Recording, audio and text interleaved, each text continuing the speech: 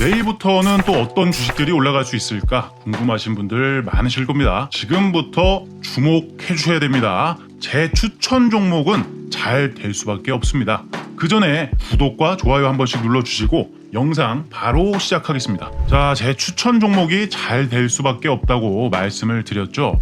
왜냐하면 저의 분석은요, 일정이면 일정, 매크로면 매크로, 차트의 기술적 분석까지 이 3박자가 고루 갖춰져 있는데요. 이건 솔직히 아무나 할 수 있는 게 아니에요. 진짜 밤새면서 공부하고 차트를 봐온 시간이 오랜 경험치로 녹아있는 게 아니라면 솔직히 말해서 이렇게 영상에서 개인적인 주장을 펼칠 수도 없는 노릇이겠죠. 제가 오차범위 없이 기술적 분석을 마무리했기 때문에 저는 오늘 추천주도 자신 있다고 말씀을 드릴 수 있겠습니다. 제가 제시한 주장에 대해서 근거를 말씀드릴게요.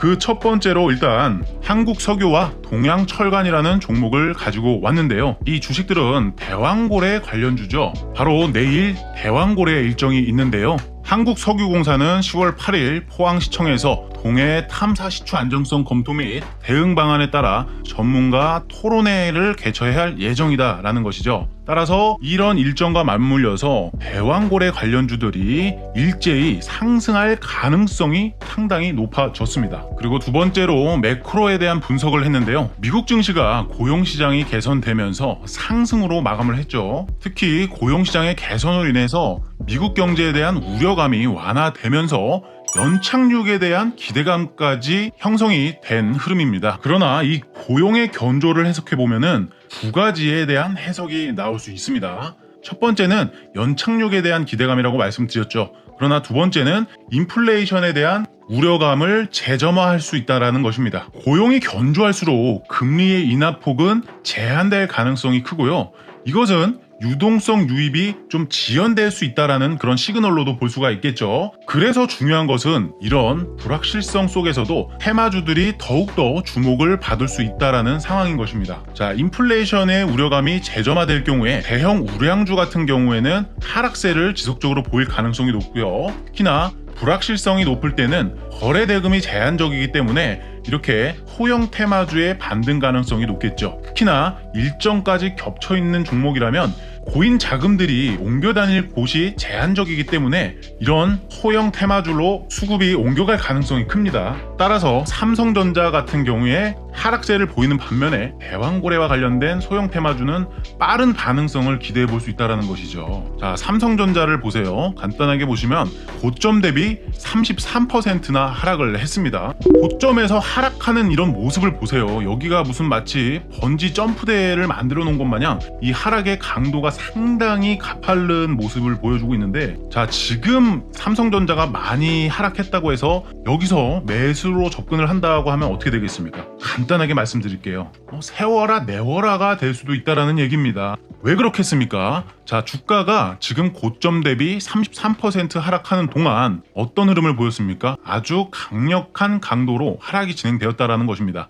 근데 여기서도 한번 올리는 척을 하다가 뺐고요. 여기서도 한번 올리는 척을 하다가 뺐고요. 여기서도 하락이 멈추는 듯 하다가 고스란히 상승분을 반납하면서 다 내려온 부분이죠. 여기서도 이제 바닥이 잡혔구나, 안심하게 만들고서 또 떨궜다라는 거예요. 그렇다라는 것은 이 구간에 엄청난 매물대들이 강하게 쌓였다. 자, 이때 당시에만 해도 많은 사람들이 그랬어요. 삼성전자 안 사고 뭐하냐, 왜 삼성전자를 이런 구간에서 안 샀냐, 이렇게들 말씀들을 많이 하셨는데, 그렇게 얘기하셨던 분들 다 여기 물려있다라는 거예요. 여기 다 물려 계시죠? 그러면 이게 다 매물대라는 겁니다. 물려있는 사람이 많은 주식들은요, 기간에 대한 조정이 깊게 나올 수밖에 없어요. 그래서 사자마자 여기서 V자 반등 나오면 너무나 좋겠지만 이거는 누구나 원하는 흐름이죠. 개인 투자자들 특히나 이런 V자 반등 너무나 좋아하는데, 근데 V자 반등이라는 것이 사실상 쉽게 나올 수가 없어요. 여기에 이렇게 수두룩하게 물려있는 매물이 많잖아요.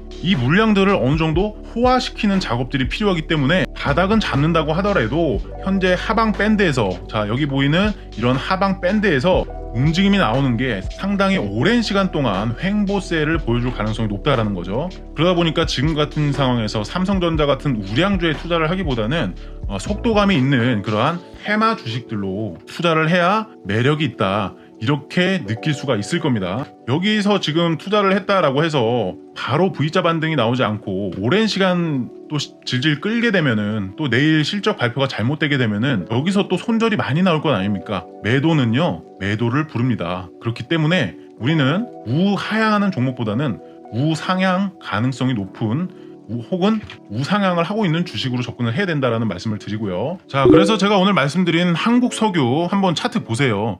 저점이 어떻게 돼가고 있습니까? 저점이 쭉 올라가고 있는 우상향의 모습을 보여주고 있다는 거죠. 우상향이라는 것은 매수세가 매도세보다 훨씬 더 강한 상황이다라는 것을 보여주고요. 현재 이 한국석유 같은 경우에도 움직임을 보시면 꽤나 다이나믹한 그런 흐름을 보여주고 있습니다. 그러면서 적지 않은 거래대금이 발생하고 있는데, 자, 여기 우측에 보이는 이 거래대금 보세요. 거래량이 굉장히 작아 보여도 자그마치 하루에 1,500억 이상 거래대금이 발생한 흐름입니다. 자, 그리고 지금 이평선들의 그런 수렴들 보시면은 모든 캔들이 단기 이평선이든 장기 이평선이든 그 위에 위치하고 있다는 것이죠. 그렇다면은 이 이평선들 이제 다시 한번 이격도를 벌릴 수 있는 상황이라는 것이지 않겠습니까? 여기서 또 정배열 흐름으로 이어질 수 있다는 얘기고요. 지금 가장 베스트는, 자, 여기서 많은 매물이 형성이 되었습니다.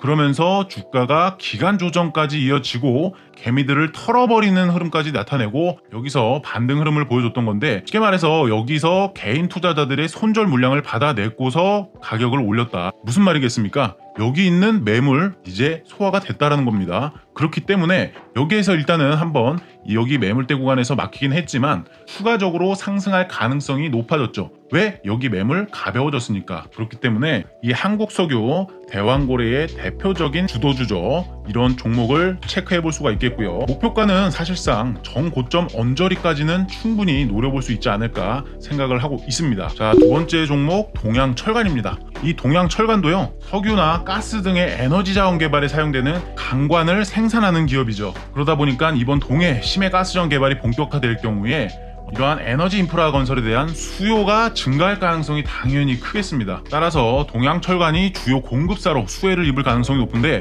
자, 여기 있는 고점과 여기 아래에 있는 고점끼리 선을 이어보면 어떤 흐름이 나타났느냐, 이 하락 추세선에서 한 번, 두 번이나 리테스트까지 발생한 상황입니다. 그러면서 이평선들을 옹기종기 모아놨기 때문에 이제는 발산을 기다리는 단계로 보이는데, 자, 현재의 캔들과 이평선의 이격도가 매우 좁아져 있는 상황입니다. 수렴이 끝자락까지 왔다라는 거죠. 그렇기 때문에 가능성도 상당히 빠르게 나타날 수 있는 종목 중 하나라고 생각을 하고요. 자, 여기 고점에서부터 이렇게 선을 또 이어보면요, 여기서 고점 돌파를 시도했지만 안착을 하지 못하고서 재차 하락 추세선에 대한 돌파를 성공해준 모습인데요. 현재 여기 있던 이런 하락 파동들 어떻게 됐습니까? 지금 기간으로 소화를 해주고 있다는 겁니다. 여기 있던 이러한 하락 파동들을 힘으로 강력하게 뚫은 게 아니죠. 시간으로 옆으로 가면서 기간으로 소화를 해줬단 말이에요. 그렇기 때문에 기간으로 소화가 된 주식은 그만큼 이 종목의 폭발을 기다리는 사람들이 많습니다. 그래서 여기서 폭발적인 상승이 일어나게 되면은 여기 있는 이 1,000원 라인, 그리고 여기 있는 1,100원 라인의 유의미한 흐름을 볼 수가 있는데요. 최근에 최저점을 형성하기 전에 있던 그 고점 있죠? 이 고점이 1,000원보다 살짝 위에 있는 가격입니다. 이런 가격대를 우리가 MSB라고 해서 마켓 스트럭처 브레이크라고 표현을 하는데요. 추세의 역전 구간을 얘기하는 겁니다. 여기서 이 가격대를 돌파를 하게 된다면 바로 다음 라인까지도 충분히 상승을 할 수가 있다는 얘기인데, 제가 보는 목적지는 바로 이 구간입니다. 1,100원 언저리죠. 충분히 횡보로 기간 조정이 나오면서 여기 있던 이러한 하락 파동들을 소화를 시켜 두었습니다. 그렇기 때문에 일정과 매크로까지 그리고 기술적 분석까지 참고했을 때 이거는 충분히 상방으로 이평선의 발산을 기다리는 그런 모양이다라고 해석을 할 수 있었습니다. 자, 오늘 설명 좀 잘 들어보셨나요? 제가 근거 없이 그냥 떠든 게 아니라요, 일정과 매크로 그리고 기술적 분석으로 접근을 해서 말씀을 드린 내용이고요. 앞으로도 이렇게 단순하지 않은 객관적인 데이터와 다양한 근거들로 접근을 할 테니까요, 다시 한번 구독과 좋아요 눌러주시고 다음에도 좋은 종목들 들고 오겠습니다. 시청해주셔서 감사드립니다.